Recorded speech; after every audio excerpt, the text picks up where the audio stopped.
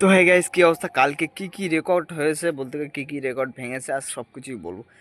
প্রথম আসি orange cap, যেটা মানে কি হলো, একদিন আগে 81 রান করেছিল বিরাট কোহলি, তখন বিরাট কোহলির কাছ ছিল। তারপরের দিন মোটামুটি চলে এলো কে এল রাহুলের কাছ থেকে চলে এলো এসএসসি জয়সওয়ালের কাছ থেকে চলে এলো মানে কি বলবো অভিষেক শর্মা।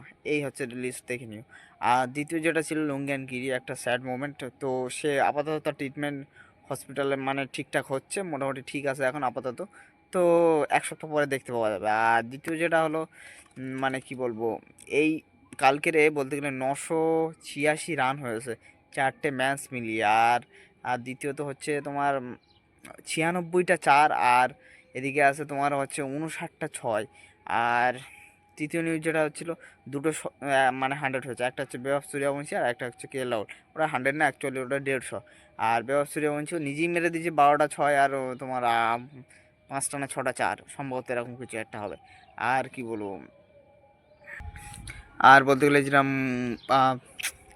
8টা 50 হয়েছে একই দিনই, এতগুলো রেকর্ড মানে। আবার কে এল রাহুল টি-20-র ভারতের সব থেকে বলতে গেলে সবার ওপরে আছে, যে টি-20-তে সবথেকে বেশি রান বানিয়েছে, মানে মানে এই 150 পর্যন্ত, 152 মানে এক ইনিংসে, যেটা আর কি বলতে গেলে।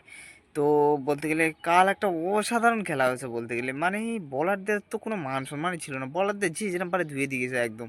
মানে বলারদের কোনো বলিংই কেউ মনে করে না, যে যেরকম পারে ধুয়ে দিয়েছে, মানে এমন মার মেরেছে পেছন দিয়ে হয়ে গেছে আর কি বলতে গেলে। তো দেখা যাচ্ছে পরের ভিডিও, ততক্ষণ চ্যানেলটা সাবস্ক্রাইব করো।